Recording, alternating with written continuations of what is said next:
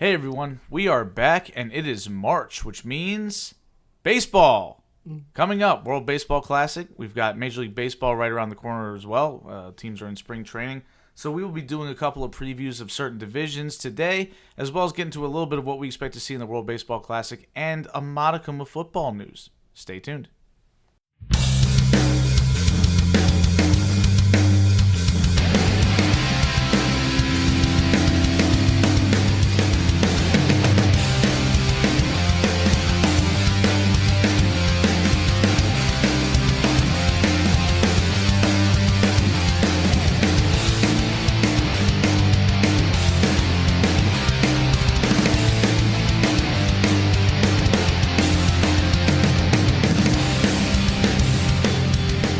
Ladies and gentlemen, welcome to the latest episode of the Sports Ballers Podcast. My name is Eric. I'm joined by Corey and Evan as always. Gentlemen, how are we feeling today?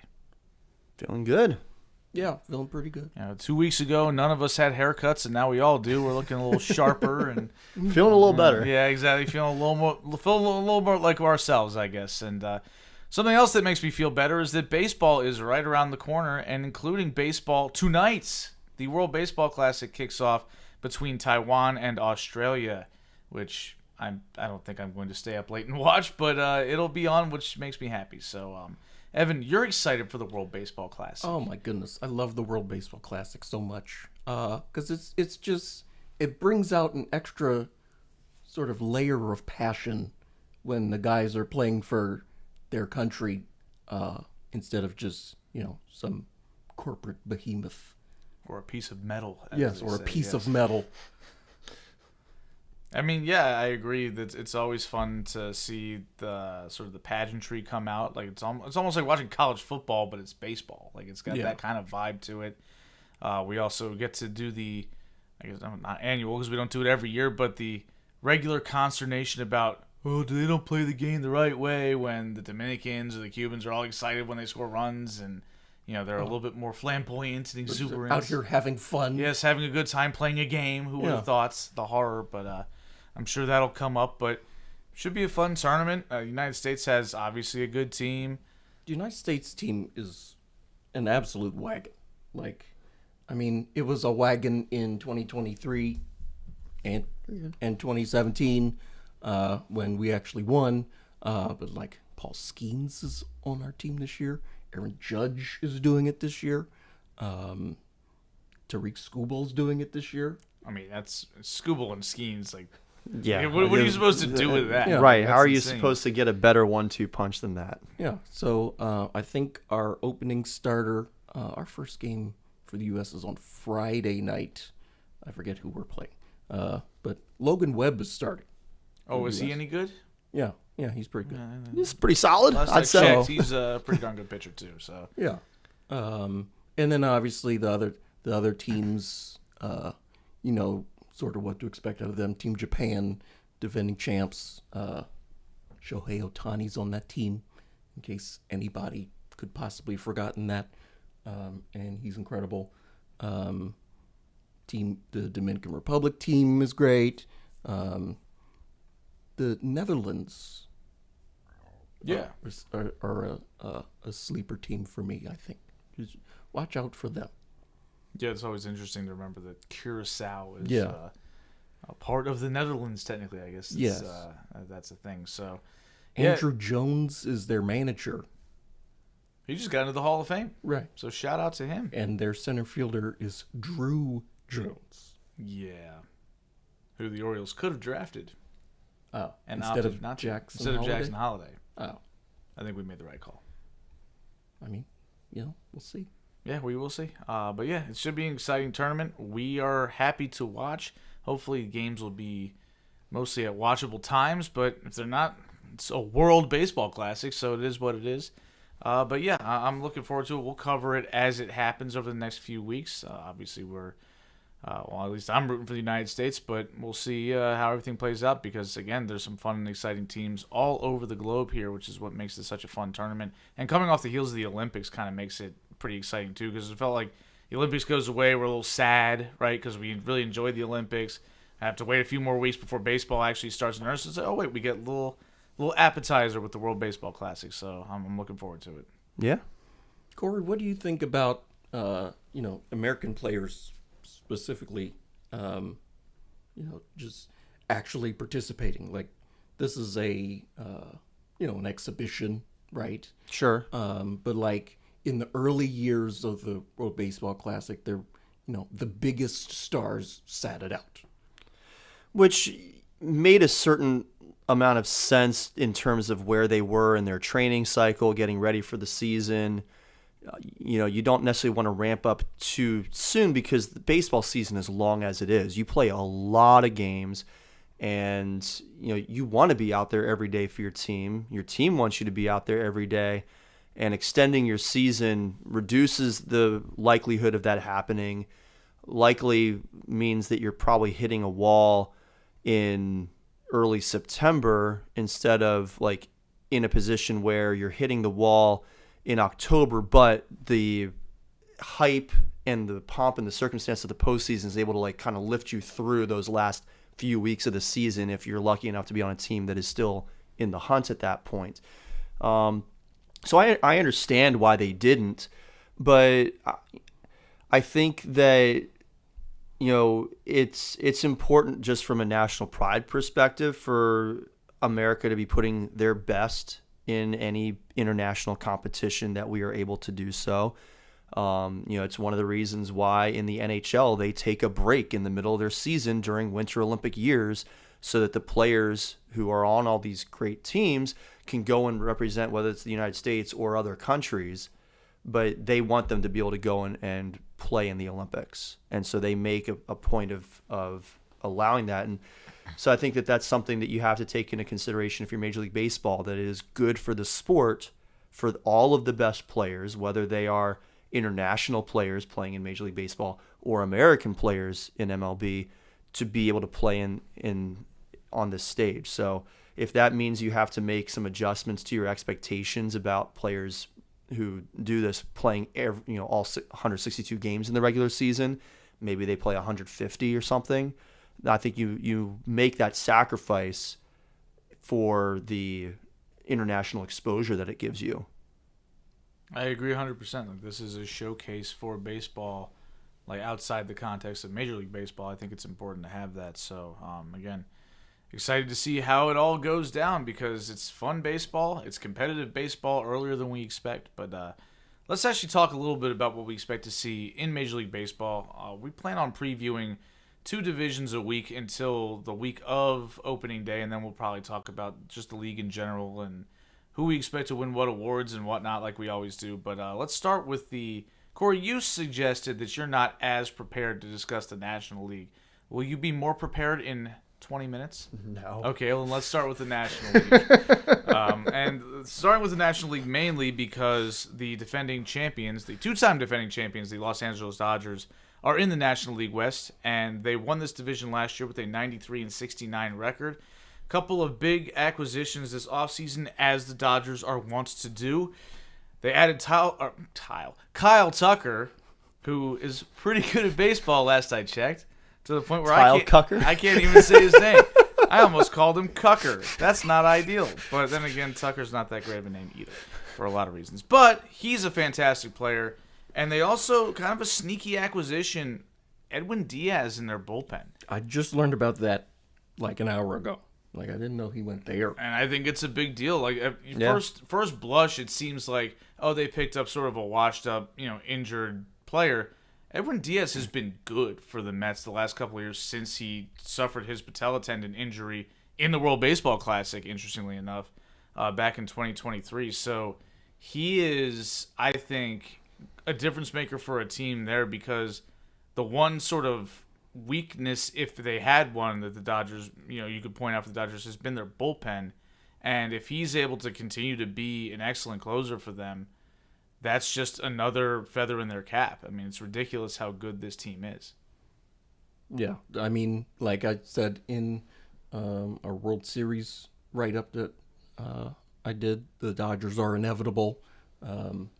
This is the best team that money can buy. Right? I will say they added more great players. Okay.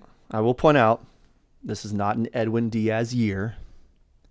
If you look at his ERA over his last 8 seasons played, starting back in 2017, 327, 196, 559, 175, 343, 131, 353, 163. So he's going to be back at least in the threes this year for his ERA, which is not ideal for a closer. Okay, but it's not horrible. I mean, either. you can't expect a guy to be Zach Britton from 2016, where he gives up 4 runs all year or something. I mean, that was pretty remarkable. But, Yeah. it doesn't blow a He single only save yet. Edwin Diaz only gave up 5 runs all year in 2020. Granted, that was a shortened season. Yeah. He only gave up 5 I runs. said that, and then I was like, wait a second, Oh my 2020. God. I don't know what A little bit noise anomalous Evan about that. just made. He only gave up but 9 it was runs in 2022. That was it a full fantastic. season. That was when they were playing the horns and stuff, and everybody was losing their mind. That was a Buck Showalter team. Yeah. Oh, yeah. Yeah, that was like Evan's favorite team to watch, The including Orioles his own team. Yeah, were they were fun that year. dreadful. Oh, no, we were We kind were of. watching at Corey's wedding weekend. Oh, At the right. Durham Bulls game, we're watching the Orioles on our phones, almost getting hit in the head with all the millions of home runs that were flying out of the yard that night. My goodness. But yeah, Dodgers great. Edwin Diaz, we'll see. But like, even if his ERA is in the threes, they're That's still the still good. Dodgers. Like, Yeah.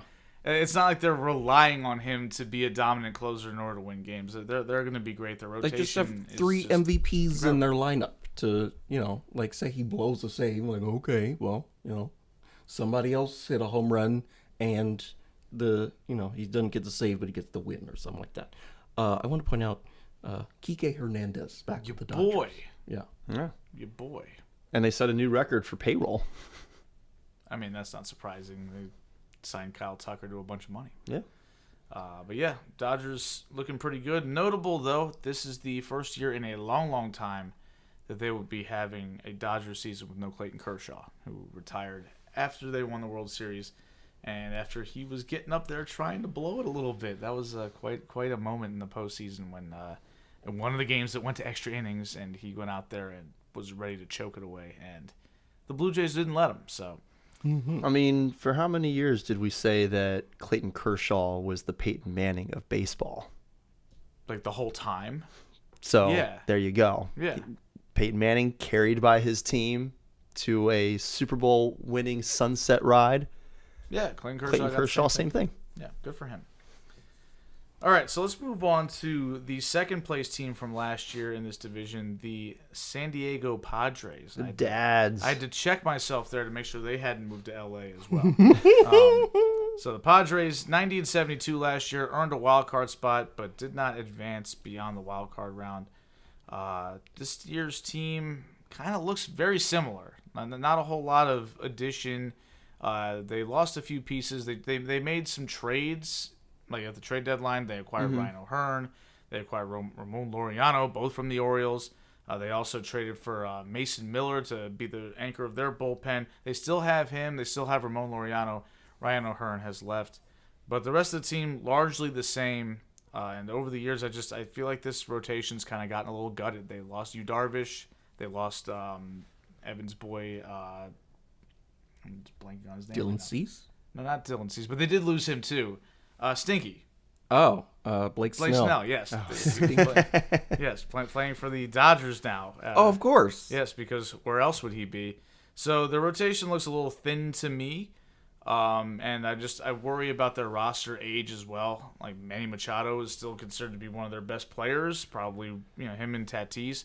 But Manny's going to be turning 34 this year. He's And I still think great. Jackson Merrill is their youngest position player who's projected to start, and he's entering his third baseball season, MLB season. So Yeah. he's not old, but this is an older team, which experience isn't necessarily a bad thing. No, of course I think not. that over the course of a season, it leads to fewer lulls, fewer situations where all the bats go cold at once. But at the same time, you're also more prone to injury as you get older, I think. And, that has really been this team's Achilles heel over the years. The past several years, it's been injuries largely that have, prevented them from being as competitive as they could be.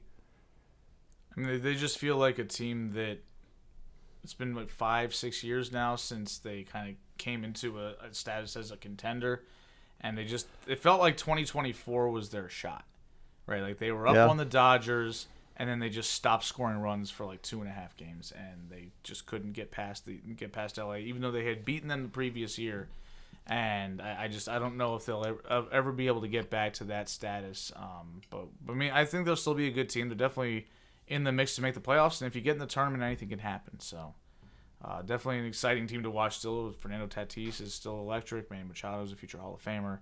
There's a lot to like about the team, but there's also a lot to say, hey, this is the same as it ever was, and we haven't gotten it done. Right, and that's going to be the biggest concern, is that they're running it back with a team that we have been perpetually a little disappointed by. They haven't lived up to the expectations that they set for themselves when they really entered the scene. I mean, I agree with that. Again, though, you mentioned Jackson Merrill. He's a guy to keep an eye on. His rookie year, he was outstanding. Last year, he was a little bit banged up. Can he have that breakout season to sort of elevate this team? We'll see. The Padres have Nick Castellanos now. Yes. I make sure to note whenever somebody relevant pops up. Nick Castellanos was acquired by the Padres, adding to the age factor because Castellanos has been around for quite a while. I remember him when he was a rookie and he was grounding into a series-losing double play. Yes. That said, hitting a home run off a Wei-Yin Chen, didn't he? Probably, yeah. That said, in this political climate with the current administration in power, I think that this is a very good thing for the San Diego Padres to have him on their team. So you're predicting a lot of tragedy. A lot of tragedy leads to a lot of Nick Castellanos home runs. Oh, no.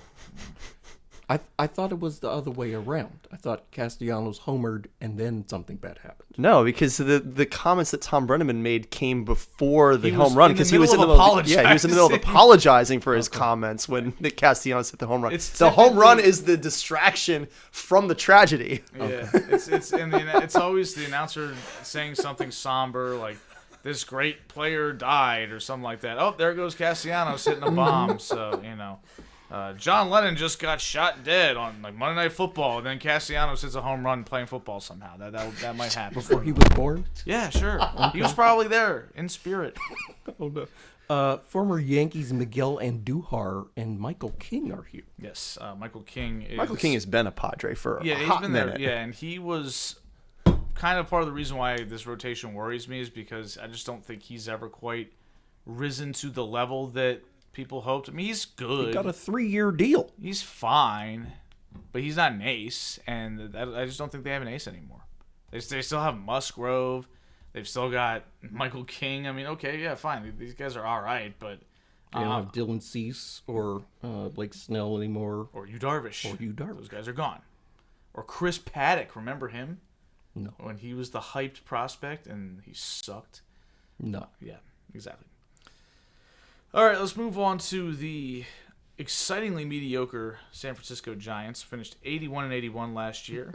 They acquired Luis Arias from the Padres, and I don't think anybody in San Diego is going to miss him because he's not that good. But this team's got some punch in their lineup. Willie Adames, they've got Chapman, they've got Devers. Remember, they got him from the Red Sox in that weird situation last year where Boston just decided to trade him, even though they were actually winning baseball games and he was playing well. But yeah, I don't know about this team. Like the pitching past Logan Webb is tragic, and includes Robbie Ray. I will say that I think that they did a good job to go and get Harrison Bader this offseason.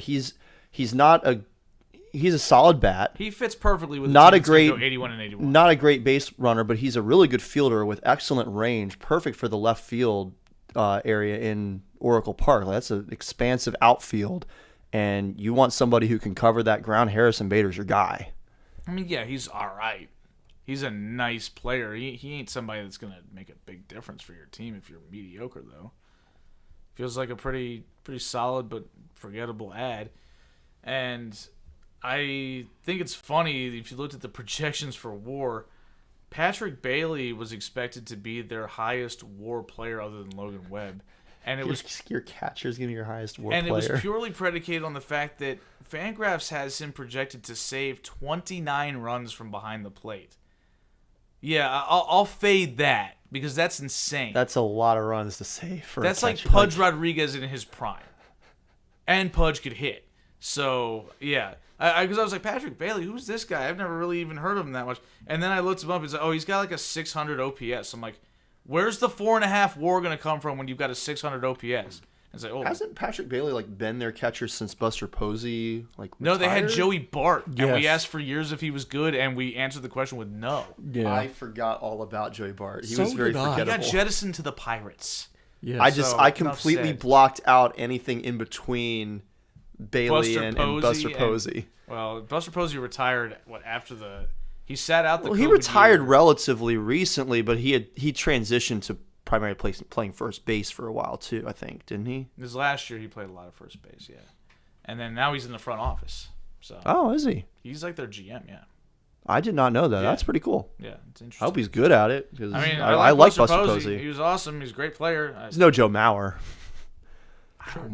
No, okay, to That's be tough. absolutely clear, Buster Posey is absolutely a better catcher than Joe Mauer was, but Joe Mauer had the PS3 commercials. yes.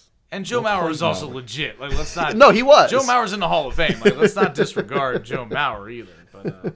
But so yeah. Anyway, they're back into the bullpen. They've got Ryan Walker as their closer, but he's kind of slipped a little bit. Yeah.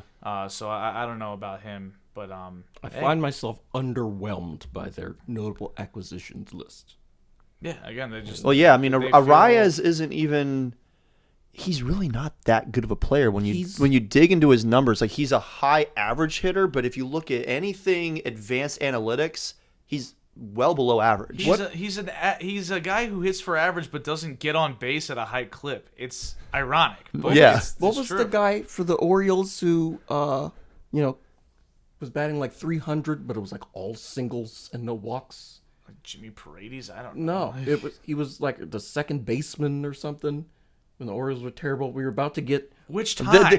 It's You been guys the were case. terrible through so many second basemen. That does not narrow down the list at all. We actually had a good second baseman for a little while there. Yeah, Brian before Roberts. he hit his own head with his own bat one time after striking out.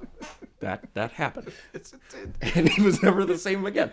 What I he feel like that's more defensible than Gus Farrat giving himself a concussion after throwing a touchdown pass, or thought- rushing for a touchdown. Gus I thought Farrat he had a broke his disc own thing. neck. I thought it was a disc thing. Is that what happened? I All think, I like, know is that he headbutted the headbutted wall. the It's just, thing yeah, he caused his own injury Yes. by being a moron. But after I a think- good play. Yes, I just remember seeing on SportsCenter. I think it was Steve Levy was like Gus Farrat's out for the season, and that was when I found out that the season meant the football season, not like till the end of autumn. Because I was like, okay, so he'll be back like for the last couple games, right? And I was like, no, Eric, he's out for the football season. He's not coming back until next year. I was like, He'll oh, be back in winter. yeah, that's legit. I was like Winter 6. is coming. I was like 6 years old, so I was like, yeah, that's okay, cool. That's not that long. It's only like 2 weeks away. And it turns out I was like, nah, he's just done for the year. I'm like, okay, well, why didn't you say that? But anyway, yeah, Giants kind of mediocre. Let's talk about the Diamondbacks, who might also be mediocre, but I kind of like them better. Geraldo Perdomo last year, big time breakout season for him. And so when I see something like that, I'm inclined to be a hater and want to look into, okay, how lucky did you get to have this season? And the answer is not at all.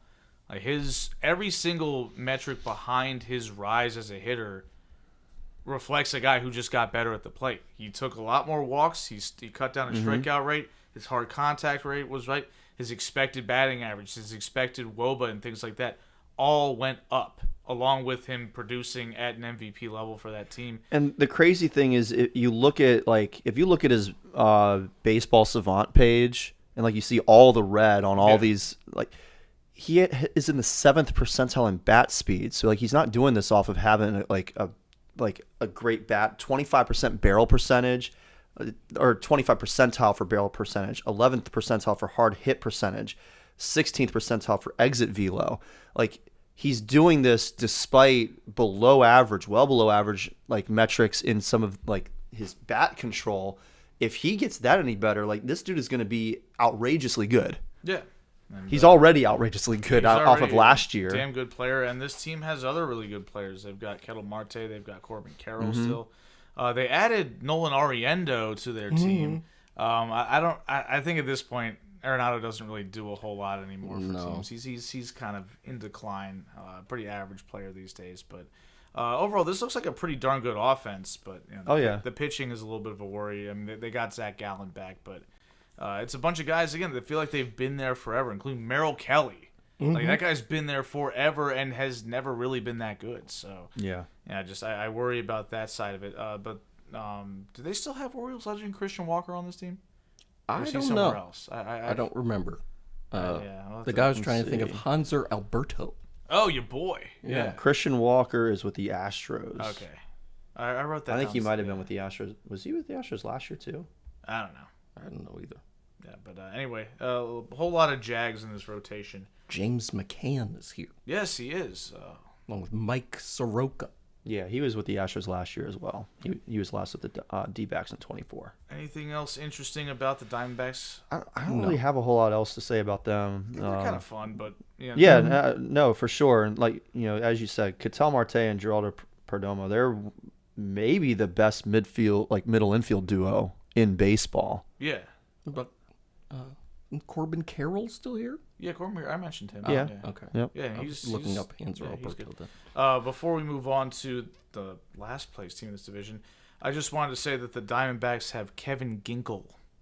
I just wanted to say Kevin Ginkel. That's all I have to say about it. I would want to say that too if I knew who that was and that he was on their team. I just saw him on the roster. I was like, okay, I'm rooting for Kevin Ginkel. I might even pick him in fantasy this year. Yeah. And might have to start him every game. Baseball is the perfect sport for him because it's over before he has to get up to the North Pole to work in Santa's workshop.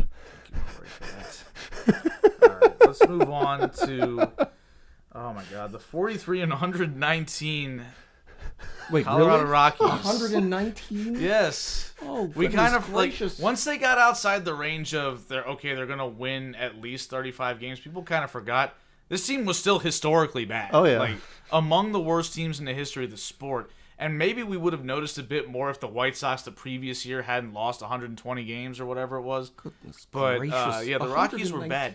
They started off 9-50. They got 50 L's before they got to 10 wins last year. Oh, my God. It was unconscionable. So in the little bit of research I was able to do on the NL West, the stat that stood out the most to me over anything else, Mickey Moniak had an 824 OPS, which isn't like outrageously good, but it's not bad. It's pretty solid. Playing in that ballpark, though, I expect his better. WAR -23 DRS. Or I'm sorry, he had a negative WAR because he had -23 defensive runs saved. That's what I meant. Yeah. So bad in the field. The thing that I noted about the Rockies, honestly, I went to go look up, okay, who are these guys' best players, like on Fangraphs? So I clicked it. Well, Fangraphs sorts it based off of, you have to be qualified. Like, you have to have enough at-bats in order to even be listed. They had 3 guys that were qualified. Was Ezekiel Tovar one of them? No, he was injured quite a bit last year, and that's probably a big part of the reason why they only won 43 games. Hunter Goodman is the only good man on this team. Tovar is good when he's healthy. Yeah. Because he was good the previous couple seasons. He just had an injury-riddled season. I have an Ezekiel Tovar bobblehead now. Look at that. Evan's got a bobblehead. Yeah. Fangraphs had them projected for right around 65, 66 wins, which would be a market improvement over 43, but still not very good. Warming Bernabel is on this team. Who in the hell is No idea who that is, but that's a real person. Warming Bernabel. I don't believe you. That sounds like a James Bond character's name. That's not a person. All right. Well, he's actually. What position does Warming Bernabel play? Hold on, let's see here. He's a third baseman, and it looks like he actually is no longer on the Rockies. He's with the Nationals now. Oh, even better. I thought I had the coolest name. Either way, we don't have to pay attention to this guy. All right, fine. Yeah. Shout out Coors Field for being stunning. I was mesmerizing. You'll have to go. I would be glad to go. So beautiful.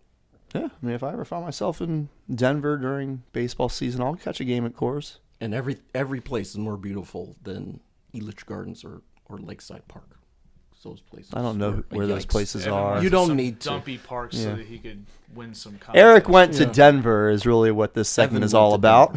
Evan did. I did not. Oh, Yeah. jeez. All right, let's move on to the junior circuit here, the American League, and let's talk about the AL West. And we'll start with the defending division champions, the Seattle Mariners, who went Your 90-72 last year. My squad. Obviously, the headliners are the Big Dumper and Julio Rodriguez. So those are their two big stars in the lineup. But they've got a really, really good, deep team here. Like I was looking at every single player that's projected to start for them, and I was like, there's not one bad guy on this team. And then I saw Victor Robles, and I was like, wait, there's one. So, God. yeah. Victor Robles. Yes. Oh, Yes, expected to be their starting right fielder this year. But everybody else is pretty good. Victor Robles. He's terrible. Do you think that Cal Raleigh is even going to have like 75% of the season he had last year? Even if he doesn't, that's still 6 WAR if he has two-thirds I mean, of it. yeah, So that's still great. yeah. He's projected for like 5.5, which is still really good. That's a superstar. Is that going to be enough for this team, though? Why wouldn't? Because this team needed every last bit of his WAR last year to be competitive. Did they? Competitive. They won their division. They won by 3 games over the Astros, and the Astros got worse. But if he loses a third of his WAR, that's 4 games right there, basically. Okay, and the Astros got worse. And again, we're sitting there acting like, oh, every little detail matters when it comes to wins above replacement. He's still the best catcher in baseball, and Julio Rodriguez is still arguably the best center fielder in baseball. They've got really good talent up and down the lineup. They've got Josh Naylor, who I hate, but they've got J.P. Crawford. They've got Randy Arozarena. They've got some young talent too. They've got a couple of prospects that might debut this year. Cole Young. First full season, he is expected to be pretty good. He was a top 40 or so prospect. And their first-round pick, Colt Emerson, 20 years old. He'll probably debut later this season, but he's a top 10 prospect in all of baseball. So they've got an infusion of talent coming, and this rotation is insane. Brian Wu is awesome, and he didn't pitch last postseason. So my one concern with saying that the rotation is awesome is that it's very similar to last year's group that finished 20th in WAA and middle of the pack in ERA. Okay, but I know the talent. These are talented players. No, but that's what I'm saying. Like, the one issue that I have is that the talent was there last year too, and it didn't actually show up in the results. So there is the concern that could happen again this year. Am I betting on that? No. On paper, this is one of the best rotations in baseball. Yeah. But they've also shown that they can poop the bed a little bit. Okay, and they still won the division last year and almost went to the World Series. So let's not be too big of a hater on this squad. Almost went to the World Series for the first time ever. Yeah. I know. I'm well aware. Be nice if the Orioles almost went to the World Series. Yeah, we Orioles haven't done that. We got swept last time we made the championship series. The Orioles haven't won an ALCS game since I was 6 years old, and I'm 35 now. It's a tough scene. Yeah. All right. So the second place team here was the Houston Astros, who I've already kind of crapped on. They still have some thump in their lineup. Yordan Alvarez obviously is their best bat. But again, this team is getting old. Jose Altuve is declining. They brought back Carlos Correa, but he didn't cover himself in glory in Minnesota either. No. And, I'm looking at Jeremy Pena. He finally had a breakout year, but he's a regression candidate at the plate. And honestly, this rotation kind of buns. Like, Hunter Brown's good. Lance McCullers is still here. Lance McCullers? Yes, he's still here. How is he still here? I don't understand. Is he still pitching? Right, he might still be there, but he hasn't pitched in like 3 years. Listed as a pitcher. Yeah, So. and losing Framber Valdez, I think, is going to be. Yeah, he was their best guy. Yeah, and their rotation was kind of their weakness last year too. So losing their best arm on the top of that, and they didn't really adequately replace him. No, they didn't replace him at all. They have Ryan Weiss, who I've just now heard of. They got Tatsuya Imai, Japanese guy. Yeah, we'll see. We'll see what he can do, but I'm not counting on him to be he's also great right not away. exactly hyped like Yamamoto was, or No. Shohei Ohtani, or Daisuke Matsuzaka back in the day, who ended up not really being that good. But Even Yamamoto has been Matsuzaka kind was of World Series inconsistent. MVP. Yamamoto was pretty good last year, but he's been inconsistent in his time in the major leagues. no, Daisuke Matsuzaka wasn't World Series MVP in 2007. No way. Oh. I don't know. Like this team still has a lot of the big names, but was as you Mike said, like Lowe. part of the reason that they're big names is because they've been around forever. Like these are old guys. Yeah, it's. I mean, that's great because they had an extended window, but I mean, we watched them go to 7 straight ALCSs. Well, 2024 they didn't make it, and last year they didn't make the playoffs. So they're trending down. All good things come to an end. I think the Mariners are head and shoulders better than them. Yeah, I agree. I mean, the Astros, they won 3 championships in this? Two? They went to 4 World Series. Doing pretty good. Yeah, I would take that. Sure. All right. But I will say the Hader-Abreu tandem in the bullpen is going to lock down some games, assuming they're healthy. They got rid of Craig Kimbrell. So. Oh boy. All right, let's move on to the Texas Rangers, 81 and 81 last year. First thing I have to say, Jake Berger. Let's go. I love Jake Berger. Purely because his name is Jake Berger. He's not that good, but he's on the team. But Corey Seager is good. Mm-hmm. And Wyatt Langford, who has the most hillbilly name of all time. But he has actually broken out and become a very good player. But I wonder about Evan Carter was supposed to be a really good outfielder, and he hasn't quite taken that jump yet. No. Remember, Josh Young started the season really hot last year and then got hurt, right? He's had a couple of years like that. Yeah. So he's a guy that you got to keep an eye on, but they got to keep him healthy. I think that's going to be important for them. Their rotation is really good. Yeah, they got a good rotation. You have DeGrom, you have Eovaldi, you have Leiter, you add Mackenzie Gore, who was one of the bright spots for the Nationals last year. I don't know where he's going to slot in for this rotation, but the fact that he's not going to be higher than 3rd in the rotation, that's a pretty good thing for your rotation when Mackenzie Gore is maybe your 3rd or 4th best player. I would estimate he's probably going to be their 3rd guy. I was going to DeGrom and Eovaldi are definitely. Oh yeah, they're definitely ahead of him. I'm just not sure between Gore and Leiter who you put, but either way, that's a fantastic rotation. Whoever they put it at number 5. Well, Evan might remember this. In fact, I'm sure Evan does. Jack Leiter was a highly touted prospect in the 2021. Yeah. Major League Baseball draft, along with Kumar Rocker, yes, who is also on the Texas Rangers. Really? Yeah. So that's exciting. Mm-hmm. I agree. This rotation's kind of hot. I dig it. It's really good. But again, there's health concerns with DeGrom. And Eovaldi. Yeah, those guys have injury histories, especially DeGrom, 2 Tommy Johns, and he's getting older as well. But when even when he's in when his older DeGrom years, was good, he was old already. Yeah, he didn't debut until he was 26. Yeah, it's weird. But yeah, when he's on the mound, he's still great even now. So yeah, this rotation is good. Bullpen a little shaky. I'm a little worried about the pen, and just the lineup depth. I don't think is really there for them to be a dangerous team. They don't have Adolis Garcia anymore. No, they don't. Or Marcus Semien. Yeah, he's gone too. Or Jonah Heim. Yeah. I'm not as worried about Heim I'm not or worried even about him. Semien at this point in his career, but definitely losing. Yeah, those were big players when they won the World Series a few years ago. So yeah, I'm all these names are bringing up memories of Brandon Hyde being dumbfounded that these guys were good for the Rangers. Yeah, where did Garcia wind up going? Phillies apparently. Yeah, I mean, that's definitely a big loss for the Rangers. He's hitting a lot of dingers, man. Yeah. Mm-hmm. He was clutch too, so got to replace Castellanos.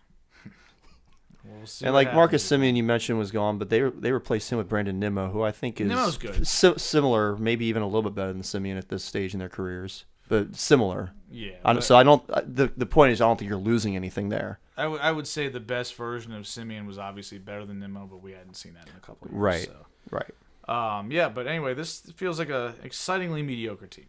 Kind of middle of the pack. Which is exactly what they were last year, 81 and 81. They might make a push if their bullpen's better than expected or if somebody breaks out in their lineup. They will make a push if DeGrom and Eovaldi both stay healthy. Yeah. But yeah, we'll see how this team goes because again, like this is another expensive team. The Rangers went out of their way to spend a ton of money to try to compete.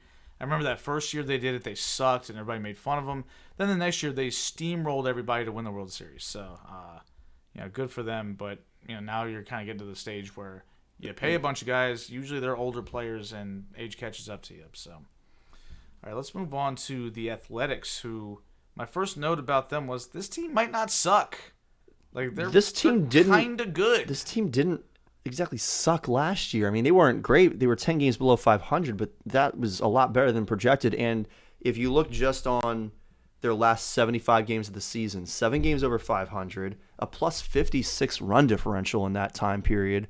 Like this is an offense that can put up runs. I don't love their rotation. Obviously, it was one of the 5 worst in baseball last year, following most metrics. But like, if their pitching staff gets any better, which I think it will, they brought in Luis Severino. Yep. They bring in Aaron Savale. Like, they've got a couple of pretty solid pitchers at the top of their lineup now. I don't know if Jeffrey Springs has anything in the tank at this point. He hasn't really done a whole lot since several years ago in Tampa, but the offense can put up some runs.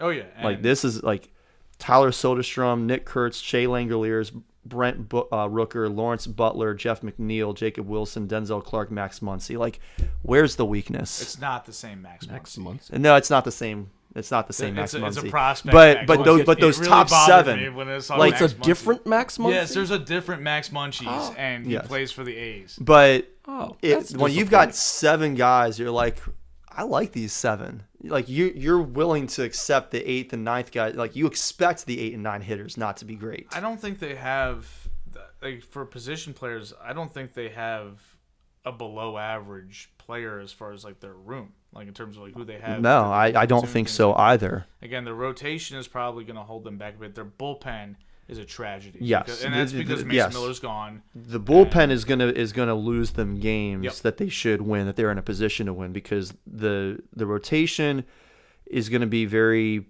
day to day. Yeah. Your top guys are going to pitch well and keep you in games most of the time, but you're going to have 2 or 3 guys who are constantly putting you behind the 8 ball. Spahn and Sain and pray for rain.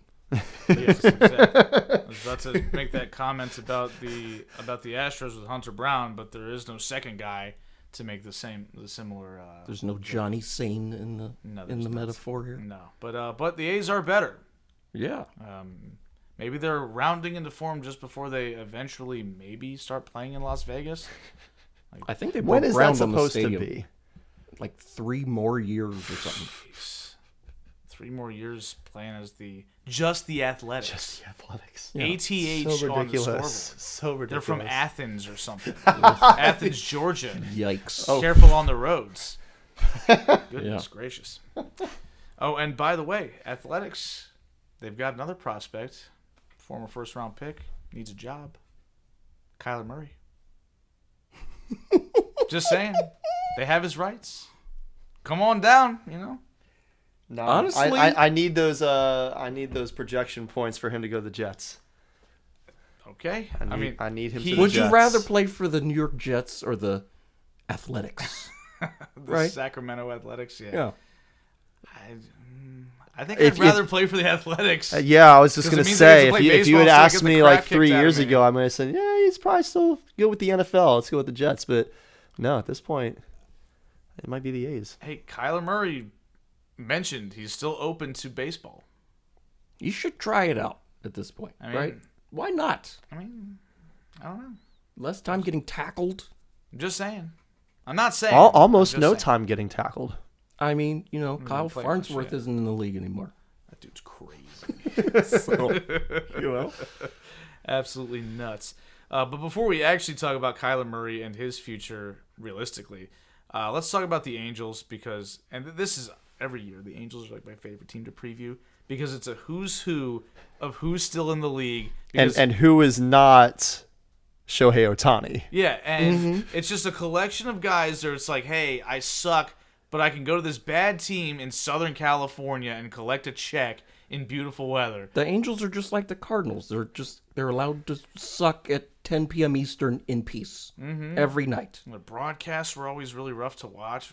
Whenever the Mariners would play the Angels, everything would look dusty. It looked terrible. I'm like, Angels Stadium is low key a dump too, right? It was at one point like one of those multi-purpose stadiums. Yeah, and they took out all the extra stands and stuff. It opened in I think 1966. Yeah, it's pretty old. Like, it's ancient. Yeah, and looks it.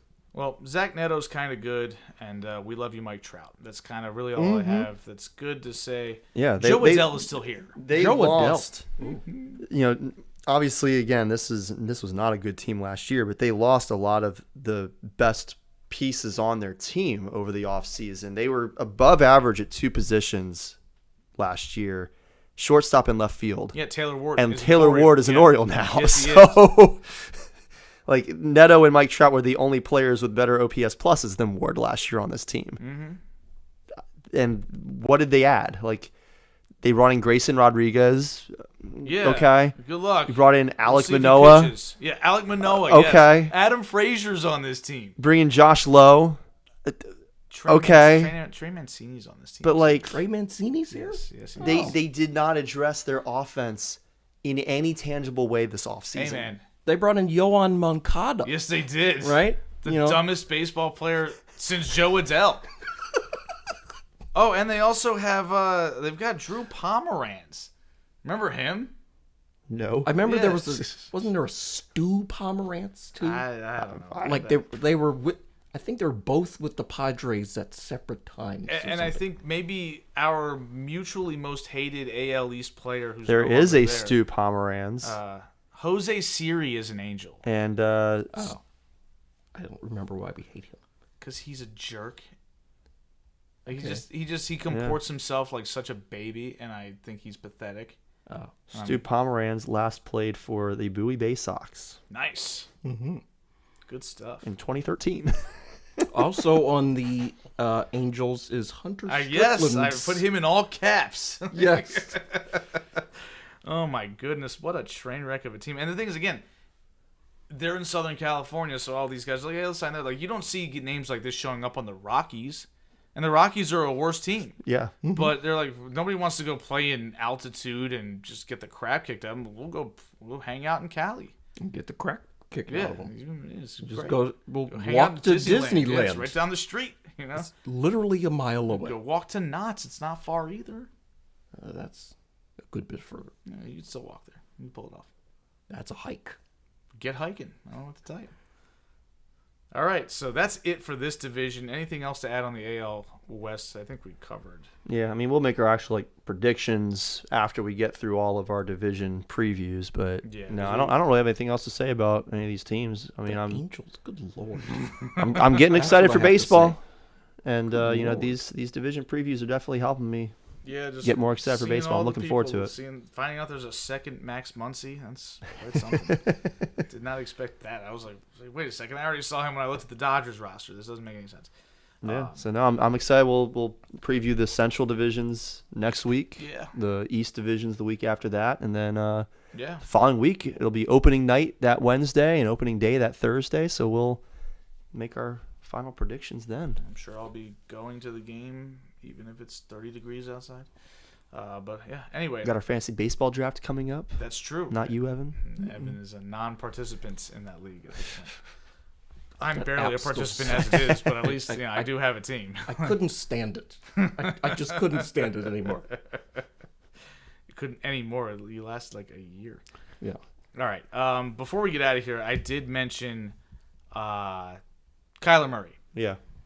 Got officially, I don't know if he officially got released, but is going to be released. He will be released when the league year begins next Wednesday. So we've talked about Kyler Murray a lot the last few years, mostly in a ridiculing fashion because, one, he hasn't played particularly well. He did get hurt. He tore his ACL.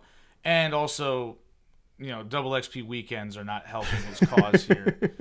Developed a not-so-great reputation, and part of that was on his dysfunctional team that he's with. Like, you don't see good organizations having stuff like that come out about their quarterback. But I do think that at times we have maligned him, and not we, like the three of us, but the people at large, the media in general, have made it seem like he's just an absolute bum. And I don't feel that way. I feel I feel like there are quite a few solidly entrenched starters that he is a better football player than. Like I feel he's better than Bryce Young. Yes, I would agree with He's that. better than When CJ he is Stroud. healthy, he's better than Bryce Young. I think he's better than CJ Stroud. Not well entrenched officially yet, but he's better than Shedeur Sanders. He's better than Daniel Jones. Yeah. He's better than Cam Ward. Yeah, but Cam Ward. He's we young, give him sure. Grace, yeah.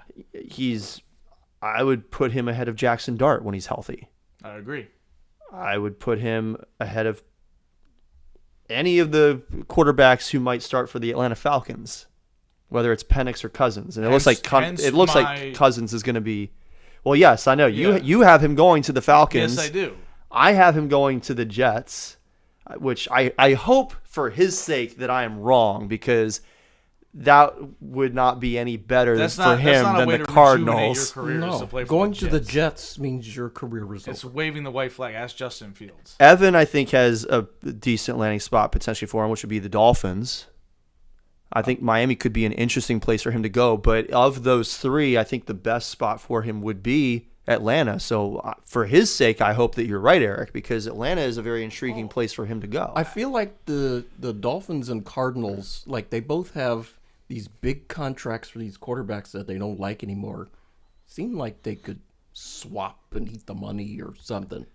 I have Tua Tagovailoa starting in Week 1 for the Cardinals next year. The Cardinals are going to get rid of him. Like, there's not going to be an opportunity to swap, like, trade-wise. So, I do think, I had a thought about this. Why don't the Minnesota Vikings pick up the phone? J.J. McCarthy is ass, and Kevin O'Connell might murder him if he has to coach him for another year. Why not go take a flyer on Kyler, who is clearly a better player? He's a former first overall pick. You know, he's shown at times to be Heisman Trophy. Yeah, he won the Heisman Trophy. He's shown at times to be a good football player. He led the Cardinals to the playoffs. He's shown that he can have a good connection with an elite wide receiver. Like when DeAndre Hopkins showed up, the Cardinals got real exciting for a little bit there. And let's face it, Kyler has not exactly been blessed with great coaches. Your boy Cliff Kingsbury was his first coach. His second coach was a guy who blew a Super Bowl with his bad defense. And damn it, I am so sick of dudes who blow Super Bowls with horrible defense getting jobs. Matt Patricia and then Jonathan Gannon. Like, get them out of my face. If you ruin a season, you don't get to be a head coach. Like, I'm sorry. And it's exhausting. So, I mean, I think Kyler has potential to be a difference maker somewhere in this league. So the one thing that I would say on that is I would be concerned for him if he went to Minnesota, not because of Kevin O'Connell, obviously. Like, I think that that's a great match, but Minnesota's offensive line this year from a pass protection standpoint was pretty bad. They were like ranked 22nd, I think, in overall pass protection, whereas the Falcons were 12th. The Falcons were 12th. Yeah, they'll keep him more upright. You look at the Miami Dolphins, they were 11th. They'll keep him a little more upright. You know, the Jets would be way worse than the Vikings. They were 30th, but those are probably the places you really want to go, are the Falcons or the Dolphins, from that standpoint of keeping yourself healthy, which has been like the crux of his failure in the NFL so far in his career. It's been that he's been unhealthy more than anything else. More than anything else. Because when he's healthy and on the field, he is electric. He does things that you don't see other quarterbacks doing. You see him extending a 2-point conversion for 35, 40 seconds and converting it. Yeah, that happened against the Raiders. Who was watching that game? Nobody, because they were sucking. I watched it live. The 4 p.m. Why? window. Because it was on Red Don't Zone. you have a family? I didn't at the time. This was like 23, 22. I had a goodness. wife. So you didn't have a family. Your wife does not count as a family. Jeez, Corey. I am going to drop this, not so subtly, in Rashonda's DMs. Oh, dear. Hey, you should listen to the end of this sliding podcast. into your wife's DMs, Corey. Well, Rashonda slid into mine when she invited us to the bowling thing. And I was a little, for that thing, I was a little concerned. I was like, is this supposed to be a surprise thing or not? Because, normally when the wife contacts the friends, we're supposed to be, keeping a secret. Oh. So I was like, is Corey supposed to just be like surprised that we show up or what? It's like a light surprise, not exactly. Okay, well, A light surprise. I didn't. She spoil just anything. she doesn't want me to have to like plan out my own birthday. And she knows that I won't, because if you it's wouldn't left do to me, I just wouldn't do anything. Yeah, That that sounds like a great birthday. sounds like an Yeah. excellent birthday. I have no problem with that. But like, I don't get me wrong, I am very glad that she arranged for that, because Pinstripes was fun. The food was good. The bowling was fun. Yeah, I didn't get to bowl. My middle finger still hurts for some reason. It's been a month and a half. Yeah, a month and change. We're probably gonna do some Top Golf during spring break. Oh, nice. Yeah. When are you going to Waffle House? That is a good question. When are you So going to Waffle probably in April at this point, because it looks like it's not going to work out for Rashawn and Riley to go to the rodeo in Texas this month. But Well, they that's are really- gonna do something in April. It looks like so. Okay, cool. I'll keep you guys updated on when I'm going to Waffle House. Sounds like a great breakfast stop on the way to Hershey Park. It's kind of out of the way. Or a dinner stop in the middle of the night while you're still sitting there. Or both. Yeah, You might be both, yeah, depending on both how long ways. I'm there. Yeah, if Corey's not feeling hungry that day. Yeah. he might, Or if I just don't like the waffles, I might be sitting there for a I minute. don't like the waffles. I don't think that's that big of a concern. Oh my goodness. I don't think so. They're pretty solid. I would hope that a place called Waffle House has good waffles. You don't go to Ruth's Chris and get the grilled cheese. Like, Well, Corey's not getting anything but waffles anyway because Yeah. he's obligated to get waffles or Yeah. sit there for 24 hours. Yeah. All right. grade some papers or something. All right. So I before we get probably out will of here, be doing that. we're going to get rolling because we're coming up on time. But before that, shout outs. Evan, you got anything this week? I think I saw Lou Holtz died. Yes. today? Yes, I saw that. Rest in peace. I seen that he had gone into hospice maybe like a week or so ago. And, obviously we typically know what that means. And, legendary coach. Rest in peace to him. Yeah.